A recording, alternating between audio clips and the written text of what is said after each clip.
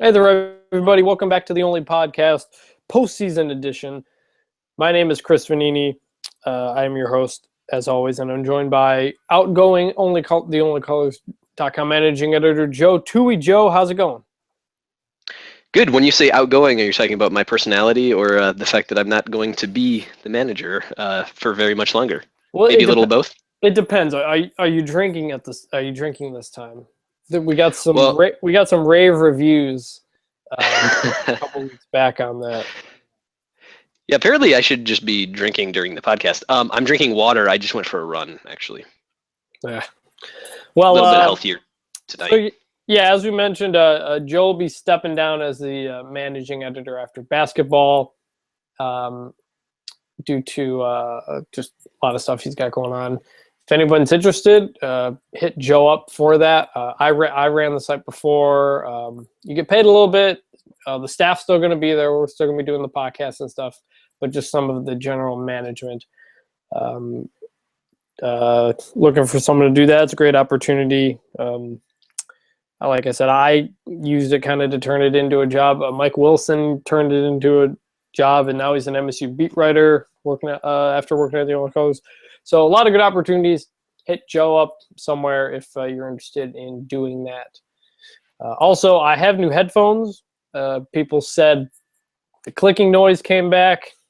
I don't really know where it's coming from. Joe does not hear it live when we're recording. It may be a result of just extracting the audio and what happens, but I have no poker chips in my hand. I don't know what this clicking noise is. I'm not wiggling around and stuff. So I'm not sure what it is. Hopefully the new headphones here will fix that. If it's a problem again, let me know. And I apologize for that. But also, speaking of Joe outgoing after basketball, you got upstaged today with Joe Rexrode announcing that he will be leaving the Michigan State beat after the basketball season to take a columnist job at the Tennessean down in Nashville. So big loss for readers, for Michigan State readers. Joe, if you don't know him, he was one of the best and just most professional beat writers out there you'd see. He won numerous awards and was very deserving of those. Very friendly guy. Even if he gets a little sensitive to criticism on Twitter, that was always an issue. But Joe's a great guy. Most of you probably have read him for a long time if you follow Michigan State. So best of luck to Joe. I know he'll do a great job down there in Nashville.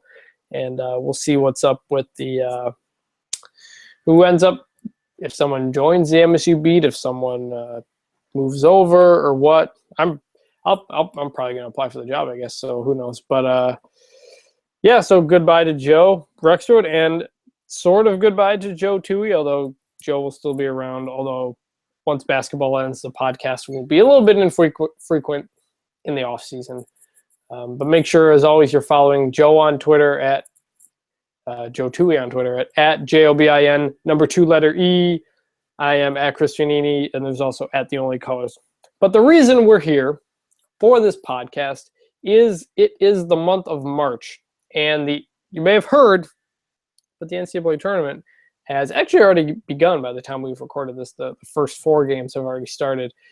We'll talk about MSU, their chances of the Final Four, chances of the national championship. They're obviously a popular pick. But, Joe, we're going to start with the Big Ten tournament, where Michigan State defeated Ohio State, Maryland, and Purdue en route to its 3rd Big Ten tournament title since 2012.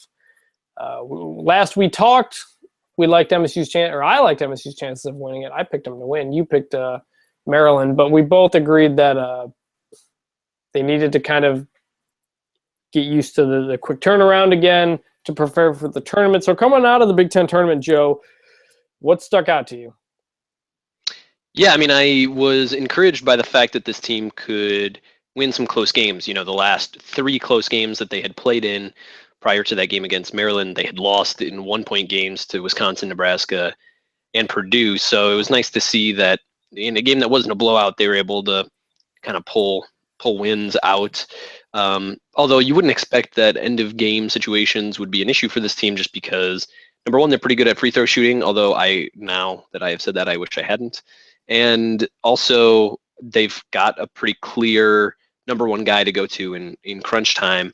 Those were some semi issues during the regular season last year in 2014-15 for this MSU team. So yeah, I was encouraged by the end of game situations and the fact that they were able to turn around pretty quickly. It did seem like Denzel Valentine was getting run down a little bit, especially at the end of that Maryland game. So I was a little concerned about that. I'm kind of glad that coming up, the first game in the NCAA tournament for MSU will be on Friday and not Thursday. Right, that was big to get the little extra day of rest there, because personally, I haven't been a big fan of the Big Ten tournament ending on Sunday. For one, like we said, you're going an extra day. If you play Thursday, you've got less rest. But the other issue is you win the tournament and they barely get to celebrate it. They win. I've covered it a couple times. When they've won, and you do the net cutting, and then they go right into a room and watch the selection show. They hear their opponent, and then they're just onto that. And you don't really get to like celebrate the win. So, the tradition of the Big Ten game leading into the selection show is nice and all, but I think it sort of devalues what the Big Ten tournament is and could mean, because it essentially ends right there on the court when they cut the net down, because then you're just straight on to the tournament. But as you said, MSU plays on Friday at 2:45 Eastern. Yep, that's right. Time. So they will get a little bit of rest there, and travel is not as bad for them as if they were going out to Spokane or something like that. But you mentioned end of game. I think that's the biggest takeaway out of this one, to beat Maryland by 3, beat Purdue by 4. They hadn't beaten anybody by those few points since it was Oakland in December. That was a 6-point game in overtime. They beat Florida by 6. They beat Louisville by 4. Essentially in 2016 they hadn't done it yet. The close games they lost, like you said, to Wisconsin, Nebraska, Purdue by 1 point. So the fact that they were able to mostly hit their free throws in the big situations, but not only that, they made the plays on defense. Deontay Davis with the big block, Matt Costello with game-saving blocks there, and then they hit their free throws to end the game. So I think MSU has to be feeling good about how they finish coming into this. And you beat some pretty good teams, I think, in Maryland and Purdue. And to beat Purdue Purdue is also on the short rest, but MSU was very clearly going deep into the bench. And that was the other part that stuck out. They finished the games, and they also showed just how deep they are. We talked about this all year heading into the season, how they were 12, 13 players deep, and that's exactly what you got in that Purdue game. You had the starting 5, but you also had important minutes and important plays by Marvin Clark, Gavin Schilling, Alvin Ellis, Colby Wallenman, Matt McQuaid, and Nairn, and just about everybody was making plays, and that's what they needed to pull out. And so they head into the NCAA tournament, I think, with a lot of confidence, not only in what they've got starting, but what they've got on the bench. What did you think of your boy Marvin and what the other guys were able to produce, especially against Purdue? Yeah, I thought that Marvin Clark has been especially good over the last couple weeks of the season. He fouled out against Purdue, but I still like what he brings to the power forward spot on offense. It was kind of Wallenman was a surprise to me in that Purdue game, just how effective he was offensively and also on the boards. With the putback, the putback dunk, which was technically offensive goaltending, but they didn't call it, so it was whoever thought you'd see that on a missed Matt Costello 3-pointer, Colby Wallenman with the putback slam. That was kind of weird. Yeah, really something. But also interesting was that Wallenman is sort of the Purdue killer. He had a great game against Purdue last season also. Yeah. And the other piece that was interesting to me was how involved Alvin Ellis was at various points. I mean, it's been a subtle transition in some respects, but they've had Alvin Ellis bring the ball up the court in a number of situations, and I actually really like that. I mean, he's clearly a better shooter than Tum Tum. He's got a little bit more size, so gives you a little bit of an advantage on the wing defensively. And that sort of subtle change for a guy who can just shoot a little bit better. I mean, he went 1-for-1 from three, and just generally has shot the ball pretty well. Could be a huge advantage in the tournament against if you turn out to have to play a team that's got size on the wing. So yeah, that was good. And he's a junior, so he's been in the system for 3 years, so he knows it. Aaron Harris is a junior, but he's only been in the system on the court for 1 year. Obviously, the transfer, he struggled, I think, a little bit to figure out in the Big Ten tournament, kind of figure out where he fit. But Alvin Ellis seemed very comfortable in his role, like we said, and hit the shots when they were open.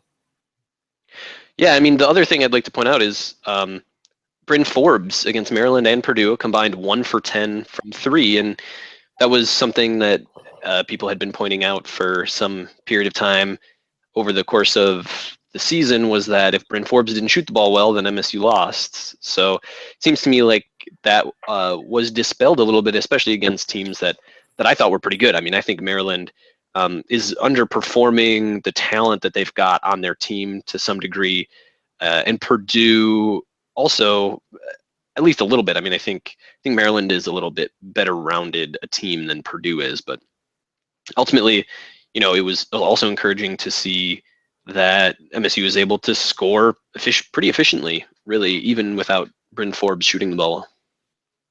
Yeah, I mean, 64, 66 points. Those were the fewest since Wisconsin games, since the Wisconsin game at home, and before that, the loss to the loss to Iowa back in January. So it's not a team, but they were able to stay fairly efficient and get good shots, even if they didn't fall. Forbes went 1-for-7, but a lot of those were open looks, too. So I think that, again, that's where the depth came in, because they were able to stay pretty fresh and get old. When a guy like Forbes isn't hitting, he stayed in there and could play defense. And you had a guy like Alvin Ellis hit some threes. You had Marvin Clark hit some threes. So they were able to make up for some of the offense that Forbes maybe didn't provide. And at the beginning of the year, Izzo was playing 12, 13 guys and heading into Big Ten play, and we criticized it and said they need to figure out a rotation here, and especially after the Iowa games, and they did, and they narrowed it down to about 7, 8 guys. And as they've hit toward the end of the season here, they've expanded that again and brought some more guys into the mix, especially when you're playing three games in a row. And I think that depth will be very big, especially if you look at the second game of a weekend in the tournament. And just to give some guys some breathers, especially Valentine, that whole Purdue game, he looked just gassed, and they were still able to keep enough fresh bodies around him, I think, to make the offense work and to stay pretty efficient.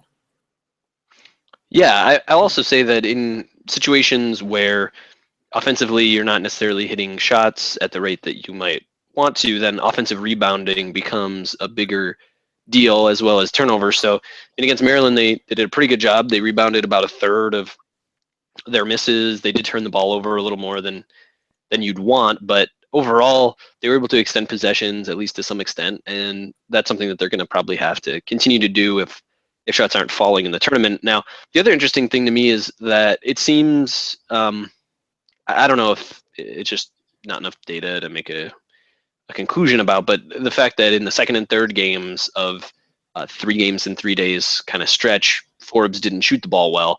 I'll be interested to see if MSU ends up in a situation where there's a second game in a weekend, if he has the legs underneath him that he'll need to shoot, that could be a little bit of a concern going forward. But it could also be the case that he gets really hot in the first game of a weekend and then shoots especially well in the second as well, just because it's the same gym or what have you. So yeah, and I mean he was a big part of that Final Four run last year, not only offensively but defensively. So I mean, he has the experience there, playing on a team that gets to the Final Four too. So I mean, we'll see how that goes. So yeah, MSU wins the Big Ten tournament.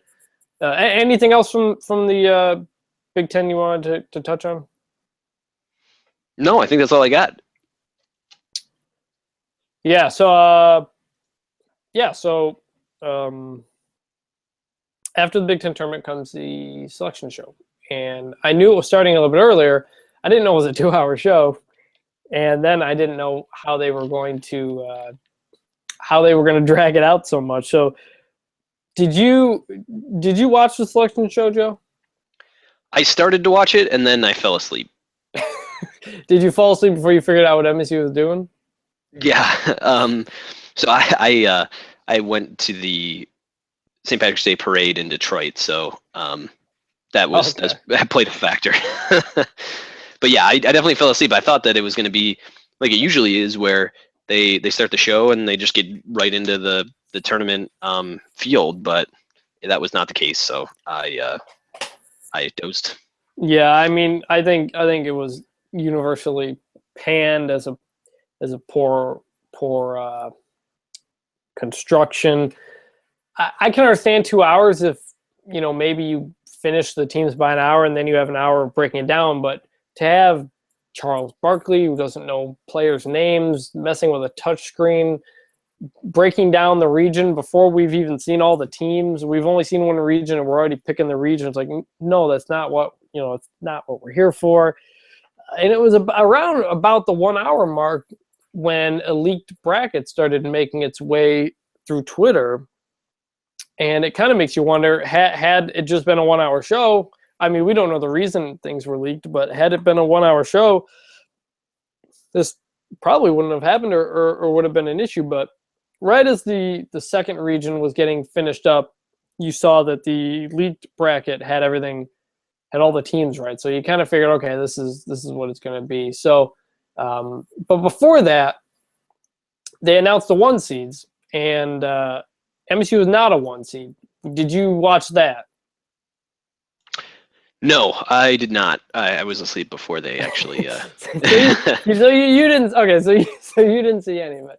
But so everyone assumed MSU was a 1 seed, and when it wasn't, and when they announced that Virginia was in Chicago or the Chicago region, I thought, there's a good chance MSU ends up there. If they're not going to give them a 1 seed, they'll give them a good spot for the 2. And lo and behold, that's what happened. They end up in Chicago as the number 2 seed with a very favorable draw. So any disrespect, chip on the shoulder you might have gotten from MSU not being a 1 seed, I think very quickly went away when you saw what the committee did give to MSU, and that was what I believe is a very favorable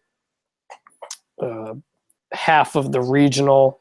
Not to mention the potential matchup with Virginia, which again is 3. They got to win 3 games before they even get there. But of all the teams, of all the other 1 seeds, I think that's who MSU would have loved to see the most, just because they have the experience against them. So, Joe, as you look at the bracket, as you look at where MSU's positioned in the bracket, I mean, what were your first reactions when you took a look at it? My first reaction was, if I was Virginia, I would be very upset. Because I mean, really, the fact that they had MSU in their region now 3 years in a row, when they had very favorable seeds in all those situations, right? I mean, they were the 1 seed, right, in 2014.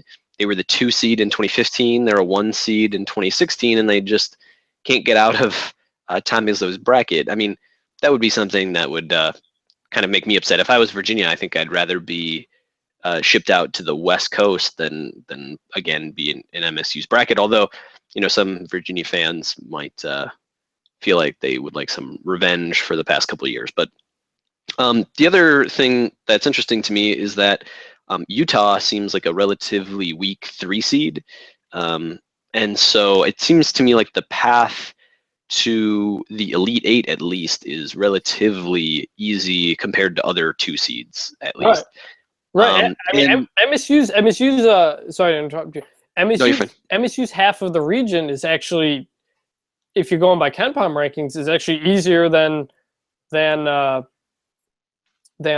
Virginia's, because outside of MSU, the other 7 teams in that half, the highest ranked is Seton Hall at 26. Yeah, Seton Hall 26, Gonzaga 28, Utah 29. Syracuse 41, Dayton 54, Fresno and MTSU in the hundreds.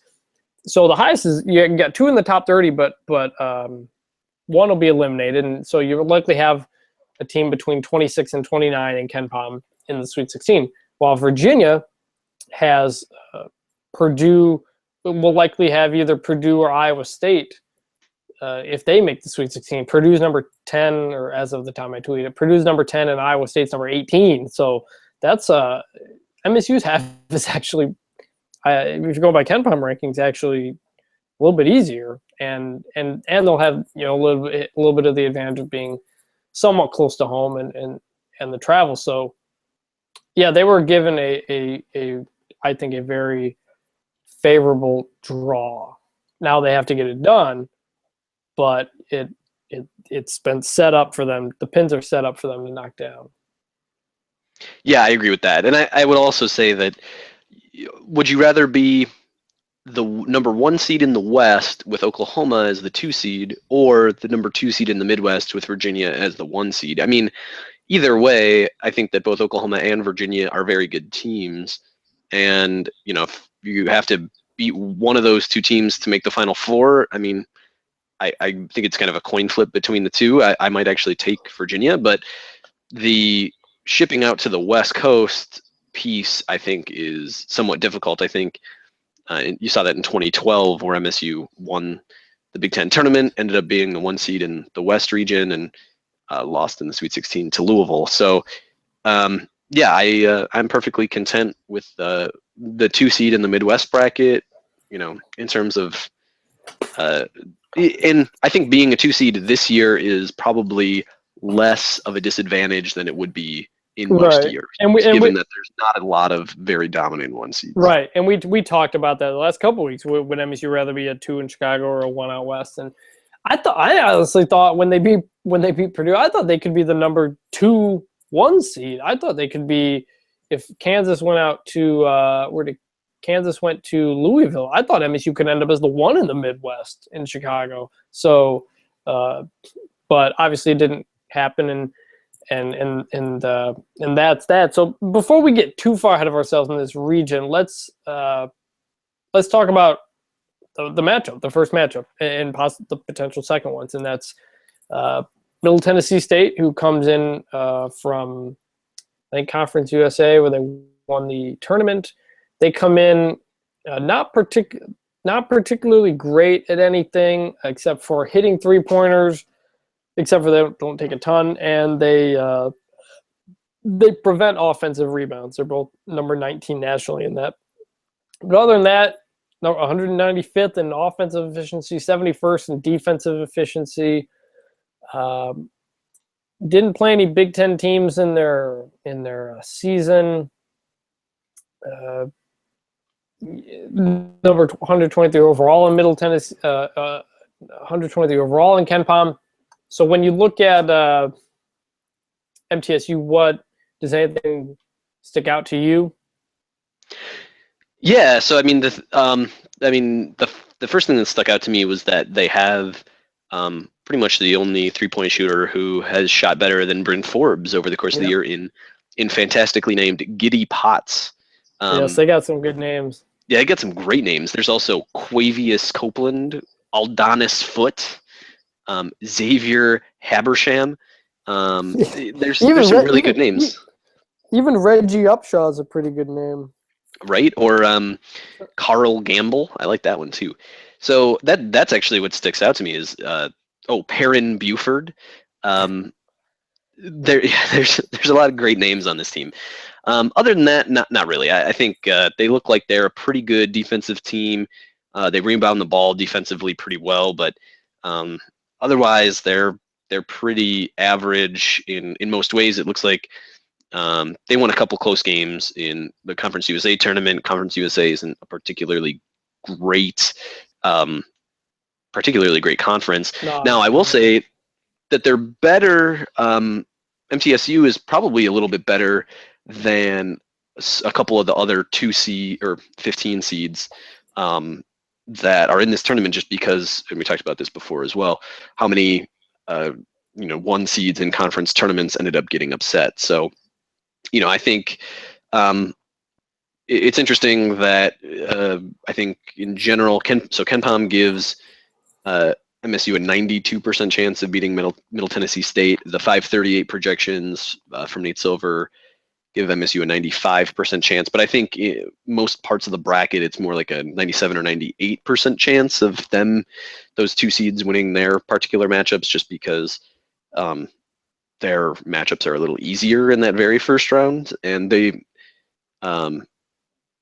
Blue Raiders do have a couple of good 3-point shooters. So, yeah, there's a chance that they start to light it up from 3, and it becomes a close game. But that's I think kind of the only scenario in which this game's close. yeah. They got 4 guys averaging double figures. Giddy Potts is kind of their leader. Like we said, shooting 50% from 3 on the year. Takes a lot of them. And also Reggie Upshaw averages about 9 rebounds and almost 14 points per game. But it's something that was interesting looking at. They don't have a ton of assist guys. There's nobody averaging like more than like 2.5 assists per game. I don't totally know their point guard. I haven't watched much of them at all. I imagine Giddy Potts only has 34 turnovers, while Upshaw actually leads the team. And their leading rebounder leads the team in assists in Upshaw, which is unusual. But a couple years ago, I remember when they played MSU played LIU Brooklyn, and that was a team that loved to push the tempo, and that was like one of the things they were good at. This team doesn't really stand out in anything. They're 186th in height, 156th in bench minutes. They don't take a ton of 3, middle of the pack and in 3-point attempts. They don't offensive rebound very well or get to the free throw line. So kind of there isn't anything that really sticks out about this team necessarily, or there isn't one player that totally sticks out other than probably Potts, because he's the number 1 3-point shooter in the country. I mean, I don't know how much breakdown of this game you want to do. Know how much we really can do. I mean, it's a 2 versus 15. I'll say this though: for MSU to lose, what needs to happen if MSU is going to lose this game? Yeah, so I think there's a couple things. I think that MSU needs to kind of lose what I would call the 3-point lottery, meaning that Middle Tennessee hits a lot of 3s, especially a lot of relatively contested 3s.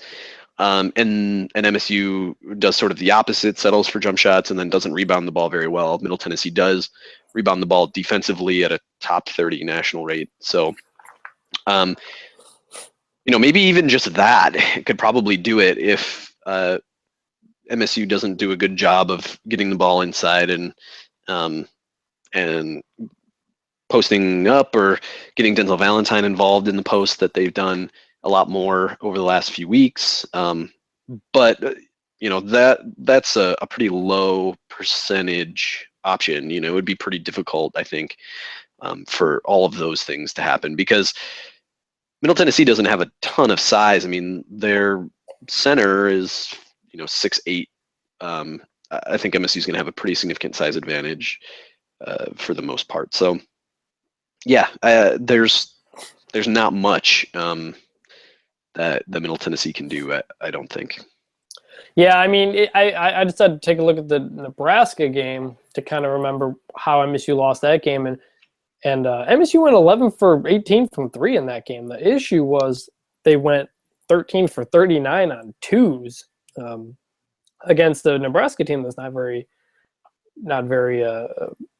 not very big, and so I mean it's going to basically come down to if MSU just loses focus and just doesn't hit shots. I mean they miss a high percentage of bunnies and then layups and then they miss some threes and maybe they turn the ball over a ton and get careless, as every once in a while they tend to do. So I mean I think if MSU is going to lose, it's going to be kind of the same recipe that it's always been, and that along the lines of that. But this is a team they've only lost 2 games by more than a point. They haven't lost a game by more than a point in more than 2 months. So it's not a team, used to losing very much at all. So if that's going to happen, I think it's just Middle Tennessee's going to have to light it up from 3.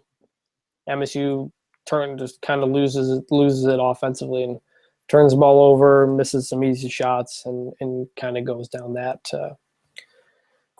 path. But 2 versus 15, it's happened before, but I mean it's not something I don't think either of us are going to predict, right? No. So yeah. I mean they lose, something to talk about. We'll probably be doing a podcast after the game, maybe not right after the game. Joe is going to be at work, but we'll try to get one somewhat up. We'll do it live, and you guys can provide comments and whatnot in the commentary. We may just put this podcast up in the recap post or the reactions post. I'll just embed the video and it'll let you know kind of when it starts. We did that last year. I think it worked pretty good, so we can continue with that. Although it may not be right after the game, as like we said, Joe's got to work.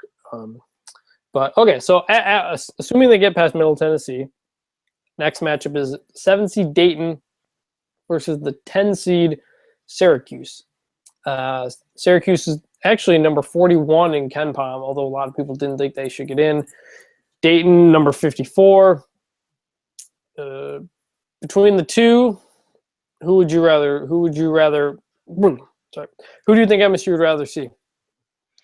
I would go with Syracuse. And the reason for that is pretty simple. I mean, I think this particular MSU team matches up extremely well against a 2-3 zone, given both the shooting prowess of Bryn Forbes and Denzel Valentine, but then also the offensive rebounding ability of the other guys on offense. So to me, that seems pretty clearly to be the preferred opponent, just stylistically more than anything. I mean, I don't think that there's a major difference between these two teams from a just sort of a raw talent perspective. Dayton plays pretty good defense. Dayton did manage to pull off a win against Iowa on a neutral court, which is pretty interesting. So I think to some extent you could probably make an argument that despite the fact that Dayton is ranked lower by KenPom, they've got a little bit of a higher ceiling as well. So yeah, I would say I'd rather see MSU play Syracuse. Yeah, I mean, in many years we may not say that, but this is the team that I think is best positioned to beat a 2-3 zone. It's the top 3-point shooting team in the country, and that zone is prone to giving up lots of offensive rebounds. Now they can force turnovers, which can be a problem for MSU, but yeah, I think MSU would rather see a Syracuse team as opposed to a Dayton team that comes in highly ranked in a lot of defensive categories. Dayton's number 14 overall on defensive efficiency, number 4 at defensive rebounding, 21 at 2-point defense. They get a good number of blocks. So that's a team I think that defensively could provide some issues for an MSU team. I guess, I mean, we'll see who's what's up. Oh, sorry. No, I was just going to say that also Syracuse's bench is really thin. They're through 350th nationally in bench minutes. They play pretty much just 5-6 guys for the most part. So, getting them on a second game in 3 days after they, they did lose in the first round of the ACC tournament, but getting them on a relatively quick turnaround, they have lost 5 of their last 6 games. Could be pretty beneficial. Yeah, I mean, Dayton's a team that, what was it? Last year they reached the Sweet 16, and the year before that the Elite Eight. So this is a team with lots of NCAA tournament experience, and between the two, I would. Dayton's up to 37 in KenPom. Things must have changed. And Syracuse. Oh no, my bad. I'm looking at the wrong year. Dayton's 54. It actually KenPom actually predicts a 1-point Syracuse win. So this is a 7-10 game, essentially a coin flip. Between the two, I think MSU would rather face Syracuse, especially for the matchups. Well, the other thing to think about, and I hadn't thought about it until just now, I was looking at 538's projections, and they say that Syracuse is a slightly better team, but they actually favor Dayton just because of, I think, Dayton's proximity to Chicago. I'm not sure actually that's going to make a ton of difference, but if you're only playing 7 guys, like Syracuse is, and you've got 2 games in 3 days, then maybe the travel is a little bit more of a burden than it was. So 538 calls that Dayton-Syracuse game basically a coin flip. Yeah. But either way, I'm not particularly concerned either way for MSU. I think that this MSU team should be able to handle probably either team. But Dayton and Dayton's, the fact that Dayton has one side of the ball that's very good. They're top 15 defensively per KenPom, and that seems to me like a little bit better recipe for an upset, because if they're already pretty good on one side of the ball, then they don't need as much to happen in their favor to win. They've got something to hang their hat on, and right, exactly. Syracuse doesn't really have that. They're just about the zone and essentially hoping that you miss shots, and opponents are only making 30% of threes against them. So. And they're taking 40% of their shots are threes. So that's what it comes down to. I mean, you're basically playing the 3-point lottery when you're just playing that zone. So between the two, I think we both agree they'd rather face Syracuse, and for a number of reasons we said. Although it's worth noting, looking at Syracuse's profile here, that's a big team. They're number 12 in height, and while they're not great, not all that great rebounding, especially defensively because of the zone, the guys they play run 6'7", 6'6", 6'4", 6'8", 6'8", and that's been the problem for MSU, and that was another one of my takeaways from the Big Ten tournament, is that the length of Maryland and Purdue very much bothered them, especially offensively. Passes were a little more difficult to make. Now they played it well. They had to adjust, but I think I think that was one reason for some of the missed layups against Purdue, along with the fatigue. You're expecting AJ Hammond's in there with the block. When you drive the lane, dishing it out might be a little bit harder because longer arms get in the way. So if it were to be Syracuse, I think that would be something to watch. Although by the fact that they play, and that's one reason they force they generally force turnovers, because if you dribble into that zone and try to pass it out. But that would be, I think, if MSU plays Syracuse on Sunday, I think that would be the concern, is that the length. And we'll break down more of the next matchup, assuming they beat MTSU. We'll break that down in the next podcast later this week after the MTSU game. But just looking ahead a little bit, because there's not really a whole ton to say about the first game. At least at this point, that's what we're talking about. Do we want to talk about the rest of the bracket, the other half of the Midwest? Yeah. I mean, yeah, we can, because a lot of these games will have happened by the time things go on. So yeah, Virginia Hampton, we kind of know what to deal with that. Texas Tech Butler is a really interesting game. Tubby Smith taking another team to the NCAA tournament, and Purdue's there, the 5 seed. Iowa State, the 4. Wait, are you talking?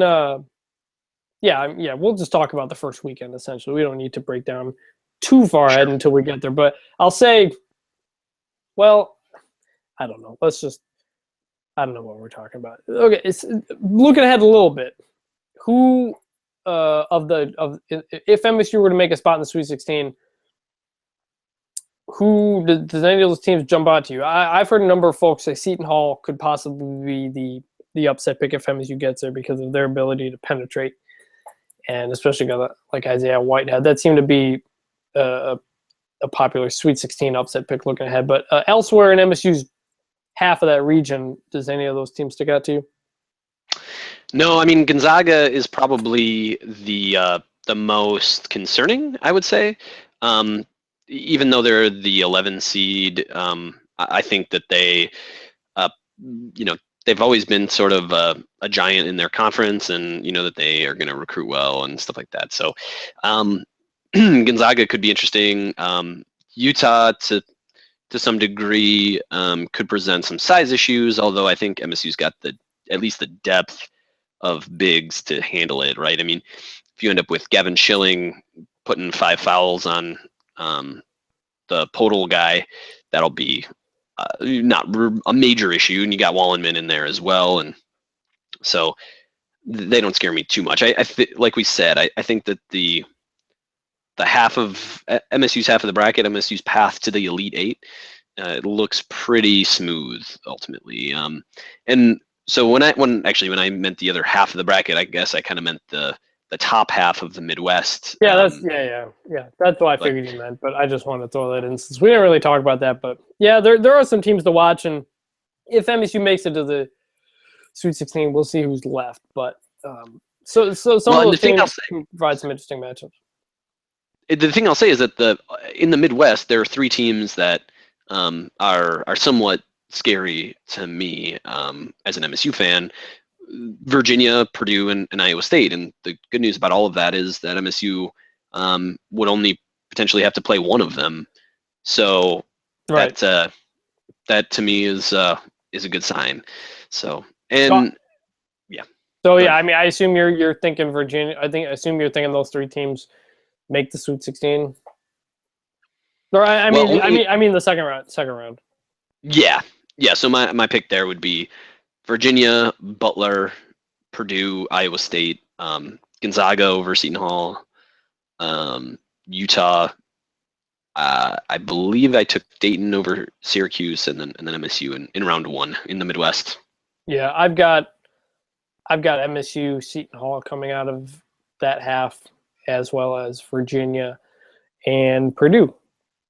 So there are some. Yeah, like you said, there's 4 top 20 KenPom teams, 4 top 18 KenPom teams, and 3 of them are in one half, and MSU's outside of that. So it's part of that favorable draw. So I guess we'll kind of wrap up with some big picture stuff here. MSU is either the betting favorite or almost the betting favorite.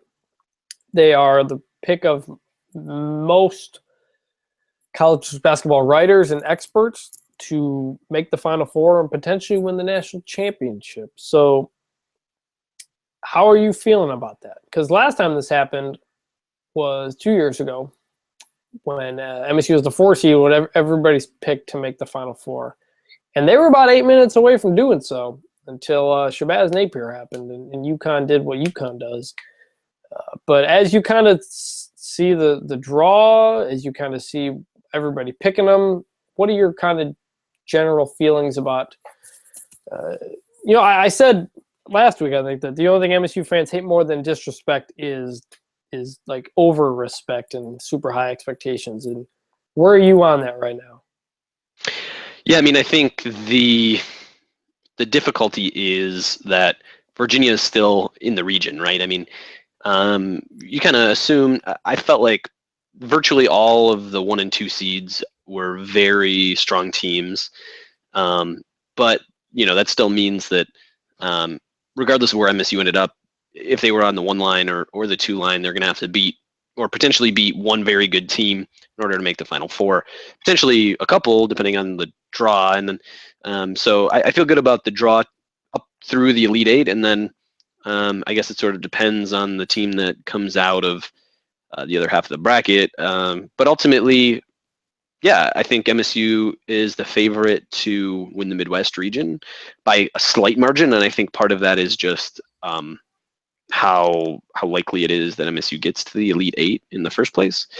But yeah, I would definitely. I mean, I think I did pick MSU to win the region in my own picks, which I try to be not too homerish about, just because I think it's, if MSU loses when you pick MSU to make it all the way, then you're sort of bummed in two different ways. So I hedge a little bit. So yeah, that's I feel good about MSU at least in the Final Four, and then once they get to if they were to get to the Final Four, then that would be a pretty interesting situation depending on who came out of the East. UNC always scares me. So right, and if it were to get to MSU Virginia, I think Virginia would have a little bit of edge to itself, wanting to avenge the last two losses, but at the same time, MSU goes into that game fully confident that it can win. And the other thing is, if it's MSU and Virginia, that arena is going to be 90% MSU fans in Chicago, and that would be nearly an MSU home game, I think, and that's part of, I think, what also is tipping too. I have Michigan State coming out of the region like everybody else, and I think if it were to get to a matchup like that, that is one reason why. Now, if they were to meet like an Iowa State or Purdue, the crowd could be much different. Right. But I think Virginia has been one of the absolute best teams in the country the last 2 years, 3 years if you count this year, and they've just run into an MSU team that knows exactly how to beat them, and maybe people aren't giving Virginia so much respect because of that. And because, MSU beat them 2 years in a row, you're going to pick them for a third. So, and then, okay, so looking at elsewhere in the bracket, you mentioned the East. Man, I see North Carolina and then either Kentucky or Indiana in the Sweet 16 with them. And I think North Carolina is good. And if MSU were to meet them, I think that would be a difficult one for MSU. But I think it's also possible Indiana or Kentucky beats them. And I think one of those three teams is going to win that region. I haven't made my bracket picks yet. I should probably pick one here. I'm going to pick what? What are you going to say? What's up? Well, I'm going to be rooting for Indiana very hard in that bracket for a couple reasons. I mean, I think number one, it would be I like to see Big Ten teams do well, but then also, I mean, I would be extremely confident about a potential Indiana MSU matchup in the Final Four. Although that would be wild, right? I mean, if a Big Ten team came out of the East and MSU got to play another Big Ten team in the Final Four, they did that in the year that they won the national championship. Right. So I mean, and there's actually 3 Big Ten teams in that region: Indiana, Michigan, and Wisconsin. So there's a decent shot. I mean, even if you kind of assign the same probability for all of the teams in that region to make it out, it's there's a 20% chance maybe. It's probably rounding it too far, but that would be pretty interesting. Something about Kentucky, MSU no longer has the number one offense in the country. That actually belongs to Kentucky. The issue with Kentucky is that they're 69th in defense. Nice. Which you got to it before I did. However, Indiana's 65th in defense, number 7 in offense. So they're very similar in terms of high offense, not much defense, and I really hope those teams meet each other in the second round because that is going to be a hell of a game, and that would be incredibly fun to watch. North Carolina, 4 in offense, 16 in defense. I'm picking North Carolina to come out of that region because I don't know. North Carolina just kind of like snuck up on everybody because they lost to Northern Iowa early, and then they didn't really have many superstars. They weren't like they're kind of hovering around there in the top 10, and then they win the ACC, tournament, and you're like, well, they look pretty good. Still can't.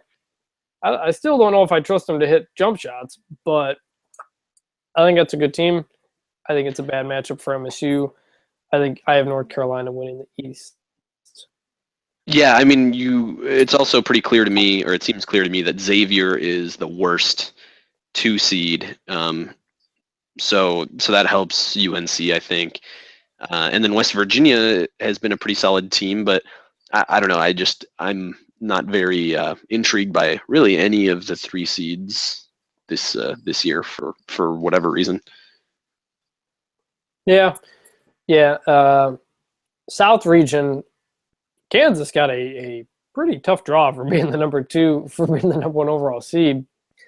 They could possibly play a red hot UConn team, and part of me just thinks UConn's going to do it again because they hit that 3/4 court shot to keep their tournament alive. Then they go on and win the thing and get in.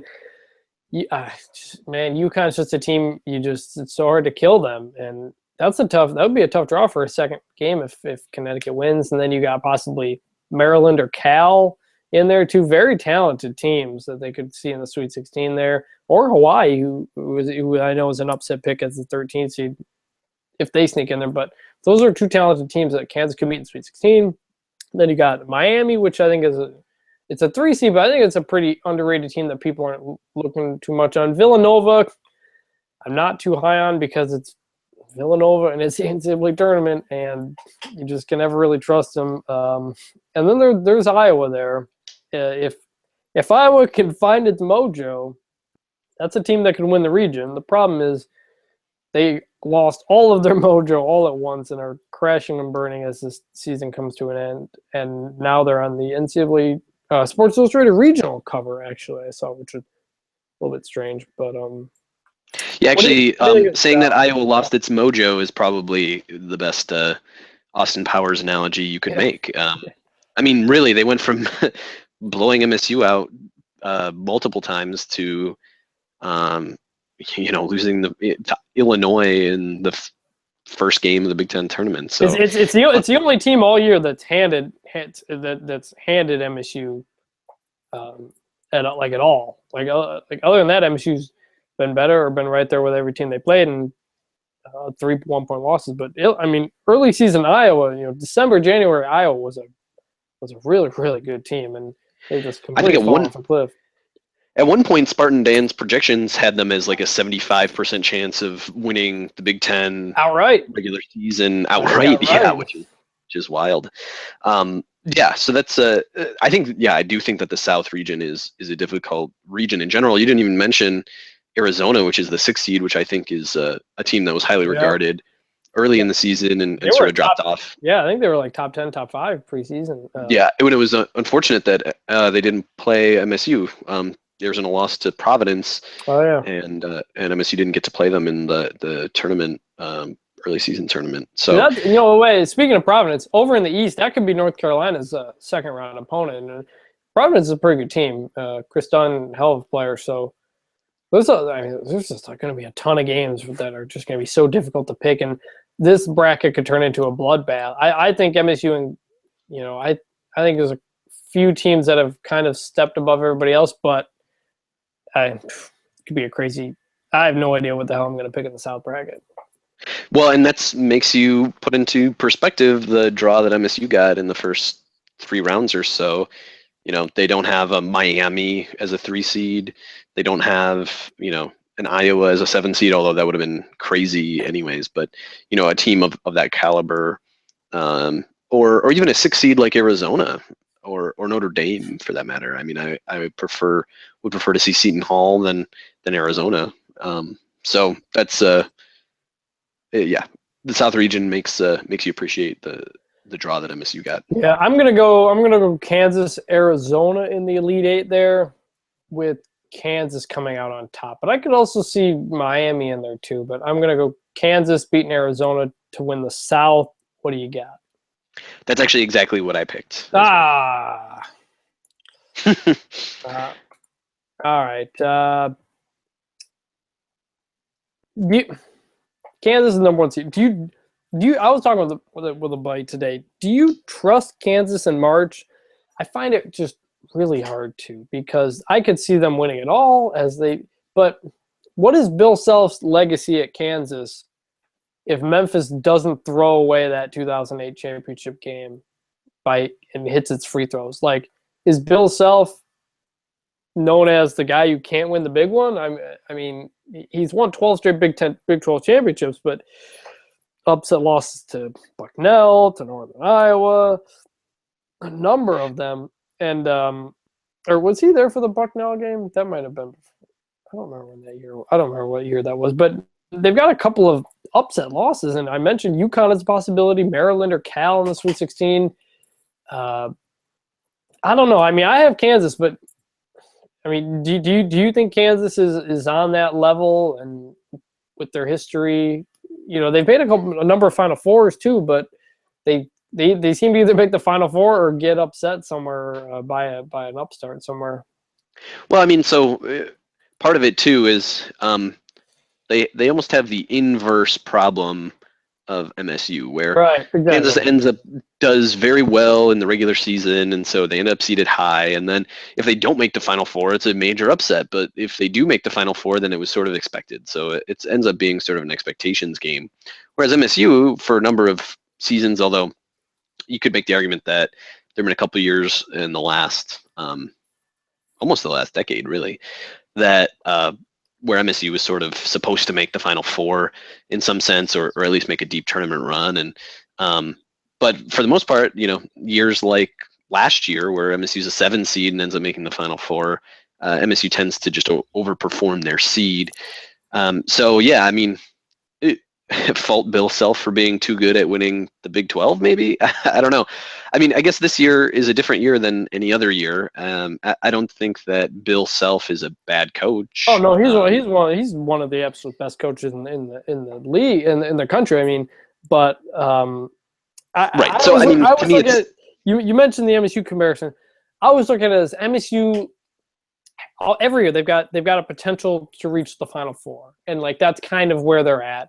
And they will reach it and lose and maybe make the championship game. But they'll generally Final Four is kind of there it is. Kansas is always national championship possibility. And I think that's one reason why when they do fail, it's much more noticeable, because I think the expectations are always a lot higher for them going in. Even though MSU is the team that always makes the Final Four always seems to kind of be maybe their ceiling, while Kansas is always, you know, national championship possibility, which is once again the case here. But that's a tough. Yeah,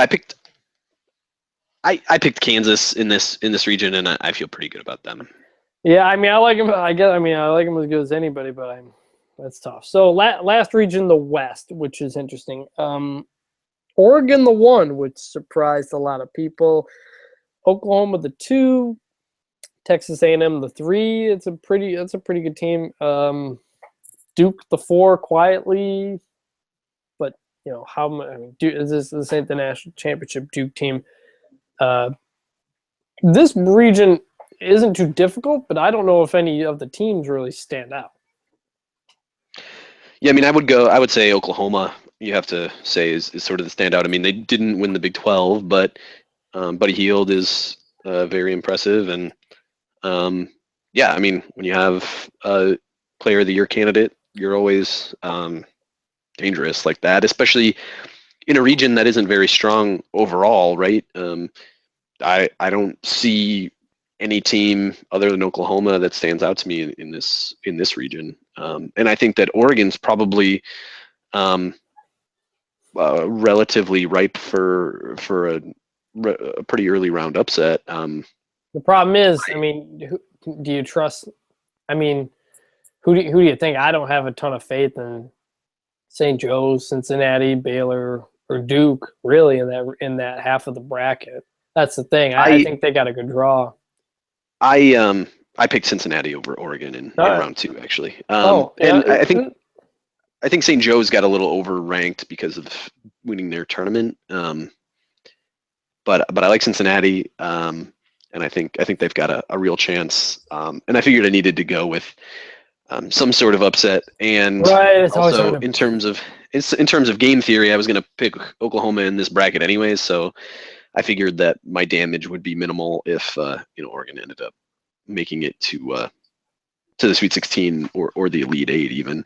And I also think there's a decent chance that Baylor or Duke ends up beating Oregon in the Sweet 16 as well. So Yeah, I mean, Oklahoma seems like the big pick there. Part of me is thinking Texas A&M is better than people give them credit for, and they lose the SEC championship game to Kentucky, but yeah, but the deal is that the SEC to me, if you're not Kentucky or Florida, I just don't trust. I just don't trust SEC teams that aren't Kentucky or Florida. I mean, and that's fair. And I just realized I'd forgotten to submit my picks for the pick 16. I didn't realize it started after the first four. Yeah, I missed it too. You're the editor of the site. Yeah, I know. I've been just so busy Sunday, Monday, Tuesday that like I said, I haven't filled my bracket yet. I just had a ton of work. Well. Hashtag excuses, Chris. Yeah, I'm making excuses. I can't believe I found time to fit this podcast in, honestly. But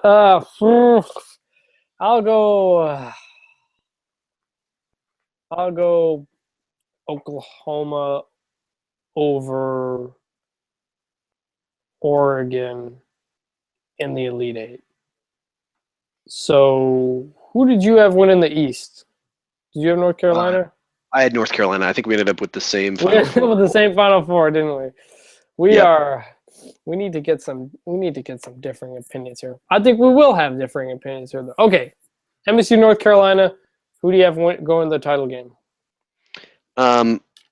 So despite my earlier statement that I was trying not to be too much of a homer, I did pick MSU in this game. I think that North Carolina would end up being favored. If I was to be objective, I would pick North Carolina.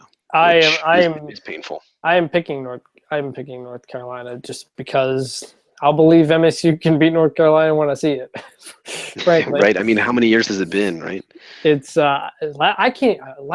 The last time they beat North Carolina might have been '99 when Cleves was on the bench, or that was the '99 2000 season when Cleves was on the bench, I think, because they beat Duke in 2005, but before that it had been a long time. So I think they hadn't beat North Carolina in forever too. So I think so. North Carolina just has their number.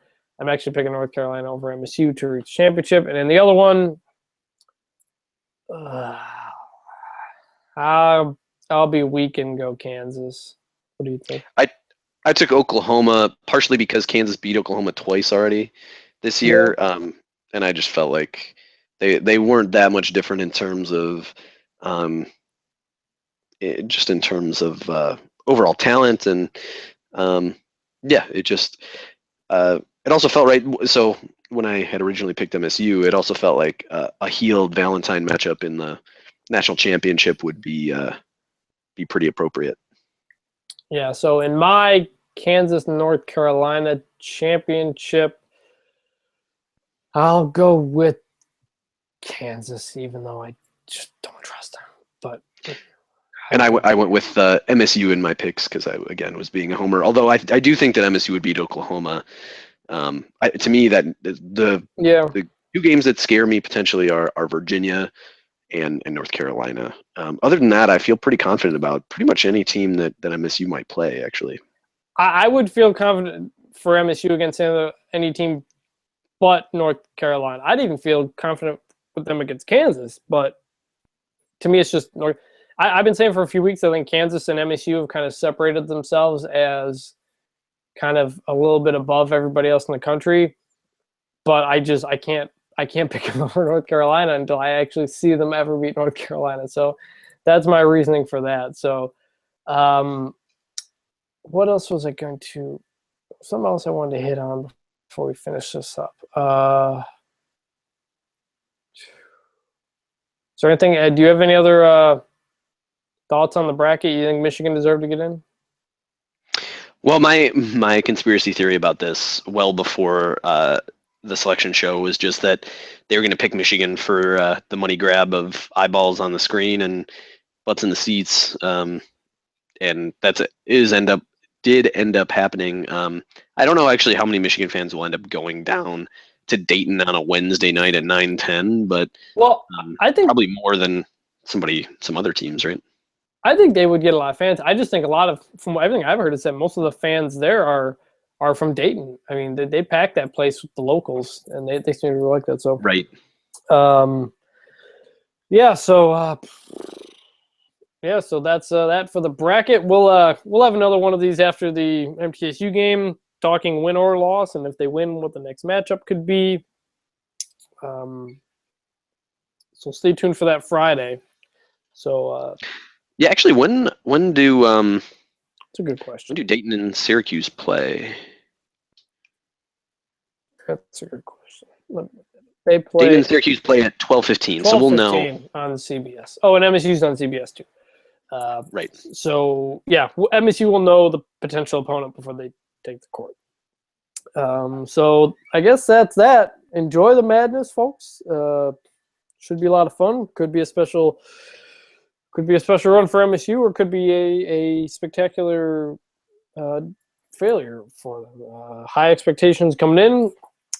Izzo has said this is a team that can win the title. Valentine thinks they can win the title, but everybody else is picking them to win the title.